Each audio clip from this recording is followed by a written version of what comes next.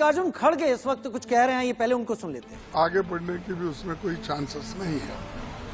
और एक मैं बात कहना चाहता हूं कि ये खैर सैलरी पीपल को डायरेक्ट टैक्सेस वो तो नहीं बढ़ाए, बात और है, लेकिन जो कॉरपोरेट टैक्स उन्होंने घटाया, ये क्यों?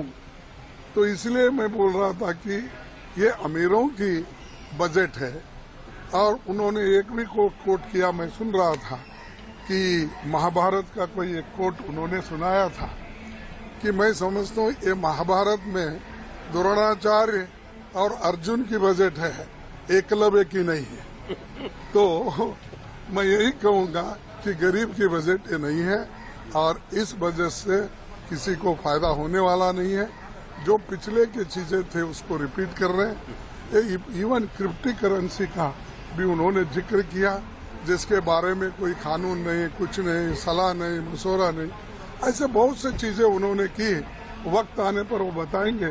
लेकिन आज मैं इतना ही बताऊंगा कि ये बजट गरीबों के लिए कुछ भी नहीं है, सिर्फ अपने दोस्त अमीर लोगों को फायदा करने के लिए, डिसइन्वेस्टमेंट करने के लिए। और इतने बड़े नियरली 40 लाख करोड़, 39 लाख करोड़ में अगर आप ठीक ढंग से लोगों की मदद अगर नहीं करेंगे तो ये बहुमत है, हम कुछ भी करेंगे तो चलेगा, ये जो एटीट्यूड है ये देश के लिए ठीक नहीं। Reaction. There were much expectations from this budget, especially for job creation, relief to the middle class and the poor. That has not happened, so the budget, I will term it as disappointing. High sounding words, it is high on optics but low in outcomes. There is no relief when it comes to the government employees or the income tax payers. There is no roadmap for job creation. India's economy continues to be struggling. By giving the number of GDP growth, you cannot take away the painful fact that in 2022 on 31st of March, we will be exactly where, if the government claims are correct, where we were 2 years ago. So there have been 2 lost years.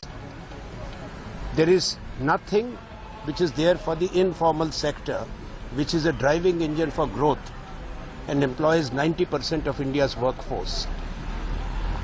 So I will say,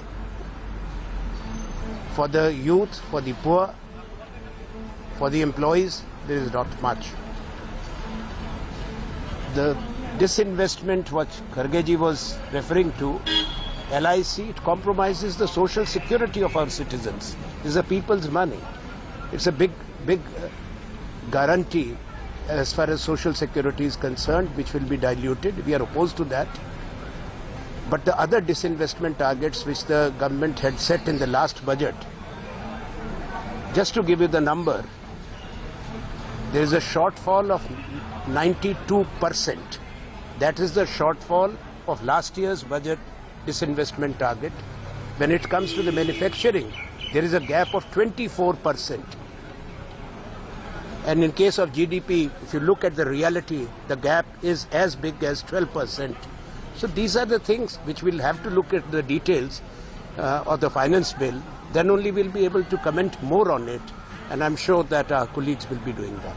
Thank you. But the government has shown the finance minister that 68% defense procurement will be from the Indian companies itself. How do you see this? Well, this has been started when it comes to defense production, has been taking place in the country, and that is a welcome thing that we will always support if there is more R&D and the private sector involvement also in defense production. But what we want to see, how secure our borders are. We want to see the capital outlay of the defense budget, whether they increase it substantially. It's not a question of what percentage you buy, it's a question is how much you buy and how much support you give to the defense forces. Thank you. Congress नेता मल्लिकार्जुन खड़गे और आनंद शर्मा संबोधित कर रहे